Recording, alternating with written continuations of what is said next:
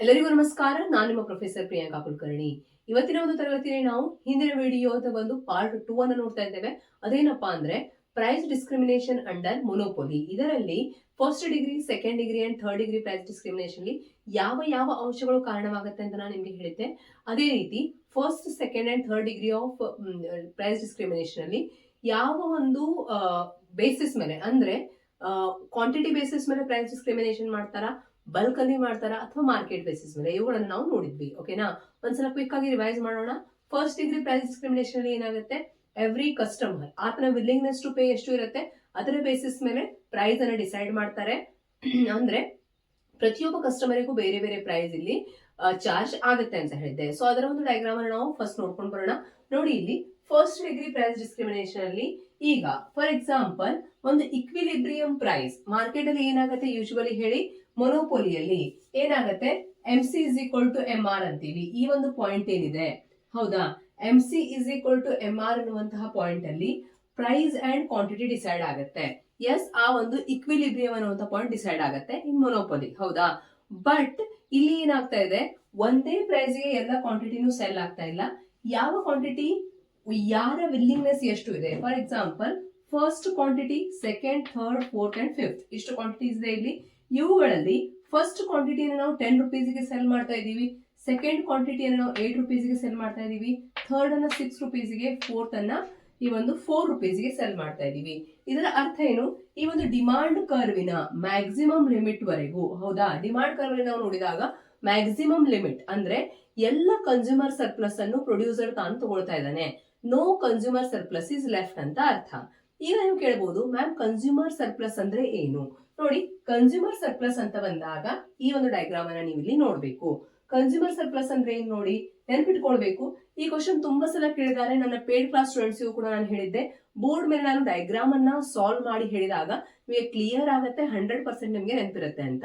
ಕೇಳ್ತಾರೆ, the consumer surplus is the area ಅಂತ ಕೊಡ್ತಾರೆ, ಮುಂದೆ ನೀವು ಅದನ್ನ ಕಂಪ್ಲೀಟ್ ಮಾಡಬೇಕು. Consumer surplus is the area above the price line below the demand curve ಅಂತ. ಓಕೆನಾ? ಈ ಒಂದು ಡಯಾಗ್ರಾಮ್ ಅನ್ನ ನೋಡಿ, this is the demand curve and this is the supply curve. ಓಕೆನಾ? ಇದು ಡಿಮಾಂಡ್ ಕರ್ವ್ ಆಗಿದೆ, ಇದು ಸಪ್ಲೈ ಕರ್ವ್ ಆಗಿದೆ.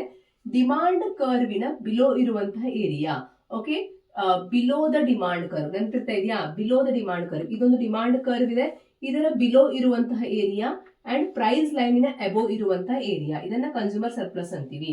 ಇದರ ಅರ್ಥ ಏನು ಮ್ಯಾಮ್, ಕನ್ಸ್ಯೂಮರ್ ಎಷ್ಟು 50 ರೂಪಾಯಿ ಕೊಡೋದಕ್ಕೆ ರೆಡಿ ಇದ್ದ, ಓಕೆನಾ, ಬಟ್ ಅವನಿಗೆ 20 ರುಪೀಸ್ಗೆ ಆ ಒಂದು ವಸ್ತು ಸಿಕ್ತು ಅನ್ಕೊಳ್ಳಿ.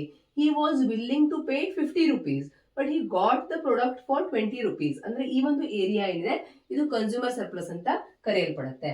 ಅದೇ ಪ್ರೊಡ್ಯೂಸರ್ ಸರ್ಪ್ಲಸ್ ಆದಾಗ ಏನಾಗುತ್ತೆ ಹೇಳಿ, ಈ ಏರಿಯಾ ಅಂದ್ರೆ ಏನು, area below the price line. ಇಲ್ಲಿ ಅಬೋವ್ ದ ಪ್ರೈಸ್ ಲೈನ್ ಇತ್ತು. ಈ ಒಂದು ಪ್ರೊಡ್ಯೂಸರ್ ಸರ್ಪ್ಲಸ್ ಅಂದ್ರೆ ಏನು, ಇಲ್ಲಿ ಪ್ರೊಡ್ಯೂಸರ್ಗೆ ಇಲ್ಲಿ ಲಾಭ ಆಗ್ತಾ ಇದೆ, or producer is having surplus here. ನೋಡಿ, ಪ್ರೊಡ್ಯೂಸರ್ ಸರ್ಪ್ಲಸ್ ಅಂತ ಬಂದಾಗ ಏನಾಗುತ್ತೆ, ಈ ಒಂದು ಪ್ರೈಸ್ ಲೈನಿನ ಬಿಲೋ ಇರುವಂತಹ ಏರಿಯಾ, ಅದೇ ರೀತಿ ಸಪ್ಲೈ ಕರ್ವಿನ ಅಬೋವ್ ಇರುವಂತಹ area, this is the supply curve. ಓಕೆನಾ? Area above the supply curve. ಓಕೆನಾ? ಸರ್ಪ್ಲಸ್ ಅಂದ್ರೆ ಏನು, ಸರ್ಪ್ಲಸ್ ಈ ಒಂದು ಸಪ್ಲೈ ಕರ್ವ್ ಏನಿದೆ, ಸಪ್ಲೈ ಕರ್ವಿನ ಅಬೋವ್ ಇರುವಂತಹ ಏರಿಯಾ, ಇದೊಂದು ಸಪ್ಲೈ ಕರ್ವ್ ಆಗಿದೆ, ಇದರ ಮೇಲೆ ಇರುವಂತಹ ಏರಿಯಾ. ಅದೇ ರೀತಿ ಪ್ರೈಸ್ ಲೈನಿನ ಕೆಳಗೆ ಇರುವಂತಹ area, this is the producer surplus. ಓಕೆನಾ? ಪ್ರೊಡ್ಯೂಸರ್ ಸರ್ಪ್ಲಸ್, ಇದು ಕನ್ಸ್ಯೂಮರ್ ಸರ್ಪ್ಲಸ್. ಓಕೆ, ಇಲ್ಲಿ ಏನಾಗ್ತಾ ಇದೆ, ಈ ಒಂದು ಪಾಯಿಂಟ್ ನಾನು ನಿಮಗೆ ಯಾಕೆ ಹೇಳಿದೆ ಅಂದ್ರೆ, in first degree price discrimination ಈ ಕನ್ಸ್ಯೂಮರ್ ಸರ್ಪ್ಲಸ್ ಒಂದು ಉಳಿಯೋದೇ ಇಲ್ಲ, ಅದನ್ನೆಲ್ಲನೂ ಪ್ರೊಡ್ಯೂಸರ್ ಏನ್ ಮಾಡ್ತಾನೆ, ಗ್ರಾಬ್ ಮಾಡ್ಕೊಳ್ತಾನೆ. ಯಾವ ರೀತಿ ನೋಡಿ, ಈಗ 6 ರುಪೀಸ್ಗೆ ಆತನಿಗೆ ಆ ಒಂದು ಪ್ರಾಡಕ್ಟ್ ಸಿಕ್ಕಿತ್ತು ಅಂದ್ರೆ, ಅಥವಾ ನಾವೇನ್ ಅನ್ಬೋದು, ಈ ಪಾಯಿಂಟ್ ಇಂದ ನಾವು ಪ್ರೈಸ್ ಡಿಸೈಡ್ ಮಾಡಿದ್ರೆ ಅರೌಂಡ್ 4 ರುಪೀಸ್ಗೆ ಆತನಿಗೆ ಒಂದು ಪ್ರಾಡಕ್ಟ್ ಸಿಕ್ಕಿದ್ರೆ ಈ ಮೇಲಿನ ಏರಿಯಾ ಏನಾಗ್ತಾ ಇತ್ತು ಹೇಳಿ, this is the consumer surplus ಆಗ್ತಾ ಇತ್ತು. ಬಟ್ ಇಲ್ಲೇನ್ ಮಾಡ್ತಾ ಇದಾರೆ, ಪ್ರತಿಯೊಂದು ಪ್ರಾಡಕ್ಟ್ ಅನ್ನ ಬೇರೆ ಬೇರೆ ಪ್ರೈಸ್ ಗೆ ಸೆಲ್ ಮಾಡ್ತಾರೆ.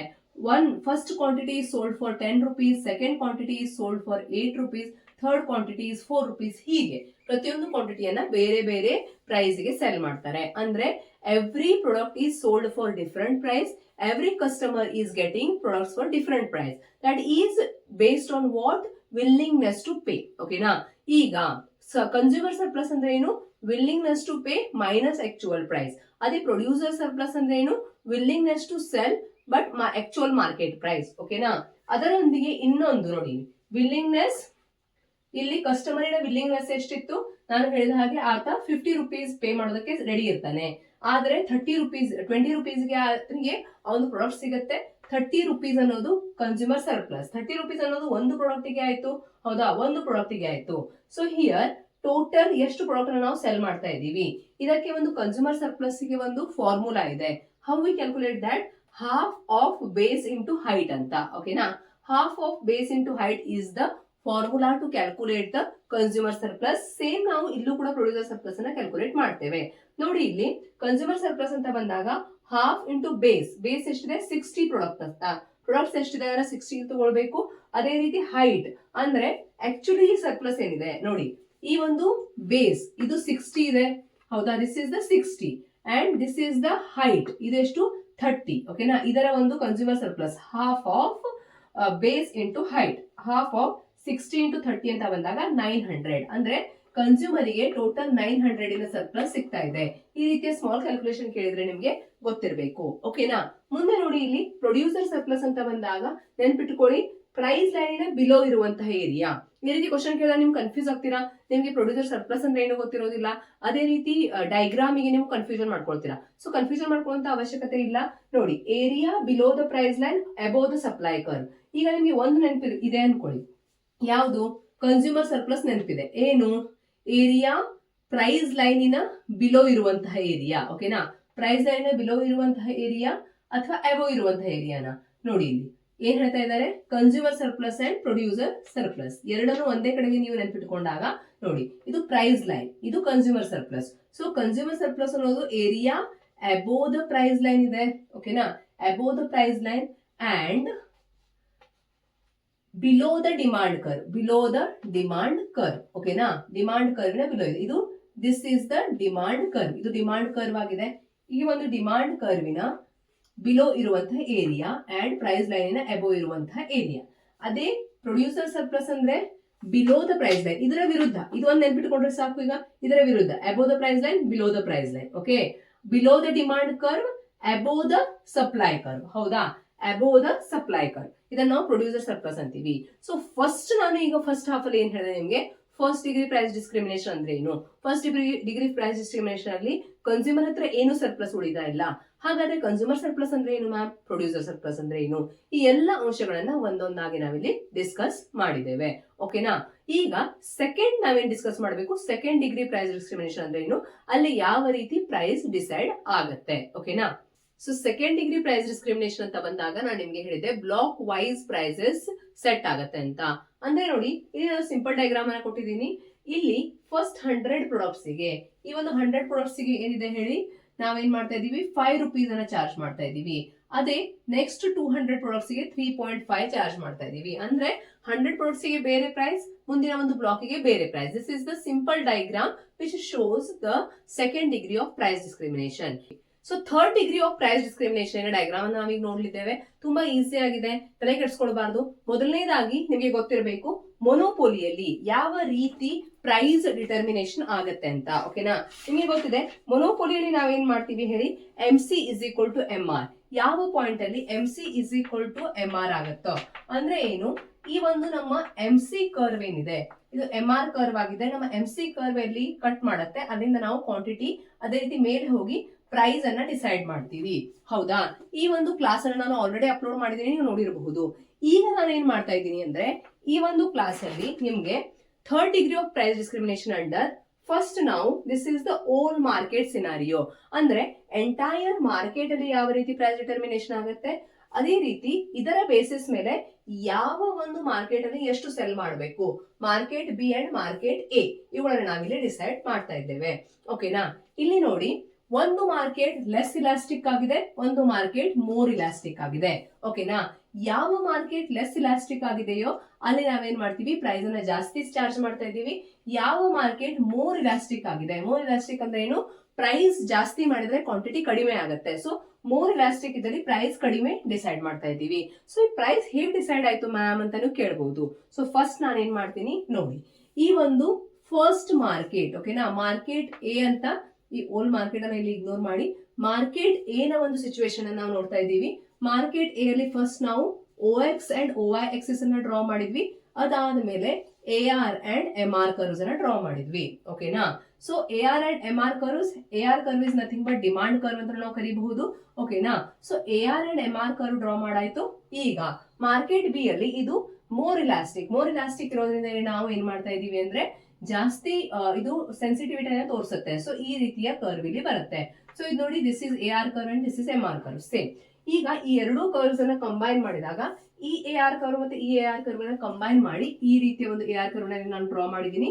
ಅದೇ ರೀತಿ MR curve of A and B ಎರಡನ್ನೂ ಕೂಡಿ ನಾನಿಲ್ಲಿ MR ಕರ್ವ್ ಅನ್ನ ಡ್ರಾ ಮಾಡಿದೀನಿ. ಇಷ್ಟು ನಿಮ್ಗೆ ಅರ್ಥ ಆಯ್ತು ಅನ್ಕೊಳ್ತೀನಿ. ಈಗ ಫಸ್ಟ್ ನಾವೇನ್ ಮಾಡ್ತೀನಿ, ಈ ಒಂದು ಮಾರ್ಕೆಟ್ ಅಲ್ಲಿ ಹೋಲ್ ಮಾರ್ಕೆಟ್ ಅಂದ್ರೆ ಟೋಟಲ್ ಮಾರ್ಕೆಟ್ ಅಲ್ಲಿ MC ಕರ್ವ್ ಅನ್ನ ಡ್ರಾ ಮಾಡ್ತೀವಿ. ದಿಸ್ ಈಸ್ MC ಕರ್ವ್, ಓಕೆನಾ, ಮಾರ್ಜಿನಲ್ ಕಾಸ್ಟ್ ಕರ್ವ್. ಈ marginal cost curve marginal revenue curve ನ ಎಲ್ಲಿ ಇಂಟರ್ಸೆಕ್ಟ್ ಮಾಡುತ್ತಲ್ಲ ಈ ಪಾಯಿಂಟ್ ಇಂದ ಕ್ವಾಂಟಿಟಿ ಡಿಸೈಡ್ ಆಗುತ್ತೆ. ಇಲ್ಲಿಂದ ಮೇಲೆ ಇದೇ ಪಾಯಿಂಟ್ ಅನ್ನು ನಾವೇನ್ ಮಾಡ್ತೀವಿ, AR ಕರ್ವ್ ಗೆ ಜಾಯಿನ್ ಮಾಡ್ತೀವಿ. ಇದನ್ನೇ ಈ ಕಡೆಗೆ ತೆಗೆದುಕೊಂಡು ಬಂದಾಗ ಅಂದ್ರೆ ಇದೇ ಒಂದು ಪಾಯಿಂಟ್ ಅನ್ನ ಮೇಲೆ ತೆಗೆದುಕೊಂಡು ಹೋಗಿ AR ಗೆ ಜಾಯಿನ್ ಮಾಡ್ತೀರಾ ನೀವು. AR ಗೆ ಜಾಯಿನ್ ಮಾಡಿದಾಗ ಬರುವಂತಹ ಪಾಯಿಂಟ್ ಇಂದ ಈ ಒಂದು ಸ್ಟ್ರೇಟ್ ಲೈನ್ ಅಥವಾ ನಾವು ಹಾರಿಜಾಂಟಲ್ ಲೈನ್ ಅನ್ನ ಡ್ರಾ ಮಾಡಿದಾಗ ಪ್ರೈಸ್ ಡಿಸೈಡ್ ಆಗುತ್ತೆ. ಇವುಗಳನ್ನ price determination under monopoly class detail ಆಗಿ ಹೇಳಿದೀನಿ. ಪ್ಲೀಸ್ ಆ ವಿಡಿಯೋನ ನೋಡ್ಕೊಂಡು ಬನ್ನಿ. ಓಕೆನಾ, ಇವಾಗ ಇಲ್ಲಿ ಪ್ರೈಸ್ ಡಿಸೈಡ್ ಆಯ್ತು. ಮುಂದೆ ನಾನು ಈ ಒಂದು AC ಕರ್ವ್ ನ ಎವರೇಜ್ ಕಾಸ್ಟ್ ಕರ್ವ್ ಅನ್ನ ಡ್ರಾ ಮಾಡ್ತೀನಿ. ಈ ಒಂದು ಎವರೇಜ್ ಕಾಸ್ಟ್ ಕರ್ವ್ ನೋಡಿ MC ಕರ್ವ್ ಗಿಂತ ಸ್ವಲ್ಪ ಈ ರೀತಿ ಅಗಲವಾಗಿ ಸ್ವಲ್ಪ ನಾವು ಡ್ರಾ ಮಾಡ್ತಾ ಇದೀವಿ. ಇದು AC ಕರ್ವ್, ಇದು MC ಕರ್ವ್. ಓಕೆನಾ, this is MC curve and this is AC curve. ಇಲ್ಲಿಂದ ಬರ್ತಾ ಇದೆ ಇಲ್ಲಿಯವರೆಗೆ, ದಿಸ್ ಇಸ್ AC ಕರ್ವ್. ಈ ಒಂದು AC ಕರ್ವ್ ನ ನಾವು ಡ್ರಾ ಮಾಡಿದಾಗ ಇದರ ಬೇಸಿಸ್ ಮೇಲೆ ಈ AC ಕರ್ವಿನ ಬೇಸಿಸ್ ಮೇಲೆ ನಾವೇನ್ ಮಾಡ್ತೀವಿ ಅಂದ್ರೆ ಎವರೇಜ್ ಕಾಸ್ಟ್ ಅನ್ನ, ಓಕೆನಾ, ಈ AC ಕರ್ವಿಗೆ ಈ ಒಂದು ಪಾಯಿಂಟ್ ಎಲ್ಲಿ ಜಾಯಿನ್ ಆಗ್ತಾ ಇದೆಯೋ ಇದರಿಂದ ಎವರೇಜ್ ಕಾಸ್ಟ್ ಡಿಸೈಡ್ ಆಯ್ತು. ಇವಾಗ ನಾರ್ಮಲ್ ಮಾರ್ಕೆಟ್ ಅಲ್ಲಿ this is the average cost, this is the price. So this is the profit area. ಓಕೆನಾ, ಇದೇ ಒಂದು ಎವರೇಜ್ ಕಾಸ್ಟ್ ಎಲ್ಲ ಮಾರ್ಕೆಟ್ ಅಲ್ಲಿಯೂ ಸೇಮ್ ಆಗಿರುತ್ತೆ. ಅರ್ಥ ಆಗ್ತಾ ಇದೆಯಾ? ಒಂದು ಕಂಪನಿ ಸೇಮ್ ಪ್ರೈಸ್ ಗೆ ಪ್ರಾಡಕ್ಟ್ಸ್ ಅನ್ನ ಪ್ರೊಡ್ಯೂಸ್ ಮಾಡ್ತಾ ಇದೆ, ಬಟ್ ಡಿಫರೆಂಟ್ ಪ್ರೈಸ್ ಗೆ ಡಿಫರೆಂಟ್ ಮಾರ್ಕೆಟ್ ಅಲ್ಲಿ ಸೆಲ್ ಮಾಡ್ತಾ ಇದೆ. ಅದನ್ನೇ ನಾವೇನಂತೀವಿ, ಪ್ರೈಸ್ ಡಿಸ್ಕ್ರಿಮಿನೇಷನ್ ಅಂತೀವಿ. ಓಕೆನಾ, ಸೊ ಇಲ್ಲಿ ನೋಡಿ ಎವರೇಜ್ ಕಾಸ್ಟ್ ಇಸ್ ಸೇಮ್. ಇಲ್ಲಿ ಎವರೇಜ್ ಕಾಸ್ಟ್ ಇದೆ, ಇಲ್ಲೂ ಎವರೇಜ್ ಕಾಸ್ಟ್ ಇದೆ, ಇಲ್ಲೂ ಎವರೇಜ್ ಕಾಸ್ಟ್ ಇದೆ. ಅಂದ್ರೆ ಇದೇ ಲೈನ್ ಅನ್ನ ನಾನು ಏನ್ ಮಾಡಿದೀನಿ, ಇದೇ ರೀತಿ ಸೇಮ್ ಲೈನ್ ಅನ್ನ ಈ ರೀತಿ ಎಳ್ಕೊಂಡಾಗ ಒಂದೇ ಸೇಮ್ ಎವರೇಜ್ ಕಾಸ್ಟ್ ಅನ್ನ 3 ಡಯಾಗ್ರಾಮ್ ಅಲ್ಲಿ ತೆಗೆದುಕೊಂಡಿದ್ದೀನಿ. ಸೊ ಎವರೇಜ್ ಕಾಸ್ಟ್ ನೋಡಿ ಕರೆಕ್ಟ್ ಆಗಿ ಡಯಾಗ್ರಾಮ್ ನೀವು ಸ್ಕೇಲ್ ತಗೊಂಡು ತೆಗಿಬೇಕು, ಆಗ ಕರೆಕ್ಟ್ ಆಗಿ ಬರುತ್ತೆ. ಎವರೇಜ್ ಕಾಸ್ಟ್ 3 ಇದರಲ್ಲೂ ಸೇಮ್ ಆಯ್ತು. ಈ ಒಂದು ಎವರೇಜ್ ಕಾಸ್ಟ್ ನಾವು ಡ್ರಾ ಮಾಡಿದಾಗ ನಮಗೆ ಈ ಒಂದು MR ಗೆ ಎವರೇಜ್ ಕಾಸ್ಟ್, ಓಕೆನಾ, ಜಾಯಿನ್ ಆಗೋ ಪಾಯಿಂಟ್ ಇಂದ ಕ್ವಾಂಟಿಟಿ ಸಿಗತ್ತೆ. ಈ ಒಂದು ಕ್ವಾಂಟಿಟಿಯಿಂದ ನಾವು ಮೇಲೆ AR ಕರ್ವಿಗೆ ಜಾಯಿನ್ ಮಾಡಿದಾಗ ನಮಗೆ ಪ್ರೈಸ್ ಸಿಗತ್ತೆ. ಓಕೆನಾ, ಸೊ ಪ್ರೈಸ್ ಹೇಗೆ ಡಿಸೈಡ್ ಆಯ್ತು, ಕಾಸ್ಟ್ ನಮಗೆ ಗೊತ್ತಿದೆ. ಕಾಸ್ಟ್ ಗೊತ್ತಿದ್ದಾಗ yes, on the basis of cost ನಾವೇನ್ ಮಾಡಿದ್ವಿ, on the basis of cost we have decided the quantity. ಹೇಗೆ ಅಂದ್ರೆ ಈ ಪಾಯಿಂಟ್ ಇಂದ ಕ್ವಾಂಟಿಟಿಯನ್ನು ನಾವು ಡಿಸೈಡ್ ಮಾಡಿದೀವಿ. ಕ್ವಾಂಟಿಟಿಯಿಂದ ಮೇಲೆ ತೆಗೆದುಕೊಂಡು ಹೋದಾಗ ಲೈನ್ ಅನ್ನ AR ಗೆ ಜಾಯಿನ್ ಆಗುತ್ತಲ್ಲ, ಅದರಿಂದ ಈ ಒಂದು OY ಎಕ್ಸೆಸ್ ಗೆ ಪ್ರೈಸ್ ಅನ್ನ ಡಿಸೈಡ್ ಮಾಡಿದ್ವಿ. So this is the cost and this is the price in market A. Market A ಅಲ್ಲಿ ಇಷ್ಟು ಪ್ರಾಫಿಟ್ ಸಿಗ್ತಾ ಇದೆ, ಯಾಕಂದ್ರೆ ಇಲ್ಲಿ ಲೆಸ್ ಇಲಾಸ್ಟಿಕ್ ಆಗಿದೆ. ಓಕೆನಾ, ಲೆಸ್ ಇಲಾಸ್ಟಿಕ್ ಇದ್ರೆ ನಾವು ಜಾಸ್ತಿ ಪ್ರೈಸ್ ಅನ್ನ ಸೆಟ್ ಮಾಡ್ತಾ ಇದೀವಿ, ಜಾಸ್ತಿ ಪ್ರಾಫಿಟ್ ಅನ್ನ ಕೂಡ ಗಳಿಸ್ತಾ ಇದೀವಿ. ದೆನ್ ಮೋರ್ ಇಲಾಸ್ಟಿಕ್ ಇದ್ದಲ್ಲಿ ಏನಾಯ್ತು, ಕಾಸ್ಟ್ ಅಂತೂ ಡಿಸೈಡ್ ಆಗಿತ್ತು. ಕಾಸ್ಟ್ ಇಂದ ಈ ಒಂದು ಪಾಯಿಂಟ್ ಗೆ ನಾವು ಜಾಯಿನ್ ಮಾಡ್ತಾ ಇದೀವಿ. This is the quantity. ಮೇಲೆ AR ಪಾಯಿಂಟ್ ಗೆ ಜಾಯಿನ್ ಮಾಡಿದಾಗ ದಿಸ್ ಇಸ್ ದ ಪ್ರೈಸ್. ಇದು ಪ್ರೈಸ್ ಬಂತು. ಇಷ್ಟು ಏರಿಯಾ ನೋಡಿ, ಈ ಏರಿಯಾಗೆ ಈ ಏರಿಯಾಗೆ ಡಿಫರೆನ್ಸ್ ಇದೆ. ಓಕೆನಾ, ಇಲ್ಲಿ ನಾವು ಜಾಸ್ತಿ ಪ್ರಾಫಿಟ್ ಅನ್ನ ಗಳಿಸ್ತಾ ಇದೀವಿ, ಇಲ್ಲಿ ಕಡಿಮೆ ಪ್ರಾಫಿಟ್ ಅನ್ನ ಗಳಿಸ್ತಾ ಇದೀವಿ. ಮೋರ್ ಇಲಾಸ್ಟಿಕ್ ಇದ್ದಲ್ಲಿ ಲೆಸ್ ಪ್ರಾಫಿಟ್ ಬರುತ್ತೆ, ಲೆಸ್ ಇಲಾಸ್ಟಿಕ್ ಇದ್ದಲ್ಲಿ ಮೋರ್ ಪ್ರಾಫಿಟ್ ಬರುತ್ತೆ. ನೋಡಿ, ಇಲಾಸ್ಟಿಸಿಟಿ ಆಫ್ ಡಿಮಾಂಡ್ ಅಲ್ಲಿ ಇನ್ನೊಂದು ಪಾಯಿಂಟ್ ಅನ್ನ ಕೇಳ್ತಾರೆ. ಅಂದ್ರೆ MRA is equal to MRB ಅಂದ್ರೆ ಮಾರ್ಜಿನಲ್ ರೆವೆನ್ಯೂ ಇಕ್ವಿಲಿಬ್ರಿಯಂ ಅನ್ನೋದು MRA ಅಂಡ್ MRB. ಈ ಒಂದು ಪಾಯಿಂಟ್ ಅನ್ನು ನೆನಪಿಟ್ಟುಕೊಳ್ಳಿ. ಇದರ ಅರ್ಥ ಏನು? ಓಕೆ, ಇದರ ಅರ್ಥ ಏನು ಅಂದ್ರೆ ಈ ಒಂದು ಪ್ರೈಸ್ ಡಿಸ್ಕ್ರಿಮಿನೇಷನ್ ಅಂಡರ್ ಮೊನೋಪೊಲಿಯಲ್ಲಿ ಬೇರೆ ಬೇರೆ ಮಾರ್ಕೆಟ್ ಅಲ್ಲಿ ಬೇರೆ ಬೇರೆ ಮಾರ್ಜಿನಲ್ ರೆವೆನ್ಯೂ ಇದೆ. ಯಾಕಂದ್ರೆ ನಾವು ಪ್ರೈಸ್ ಬೇರೆ ಬೇರೆ ಇದೆ, ಇವಾಗ different prices we are charging, but marginal revenue ಒಂದು ಪಾಯಿಂಟಿಗೆ ಒಂದು ಈಕ್ವಲ್ ಆಗತ್ತೆ. ಅರ್ಥ ಆಯ್ತಾ? ಅದು ಹೇಗೆ ಅಂದಾಗ ನೆನ್ಪಿಟ್ಕೊಳ್ಳಿ.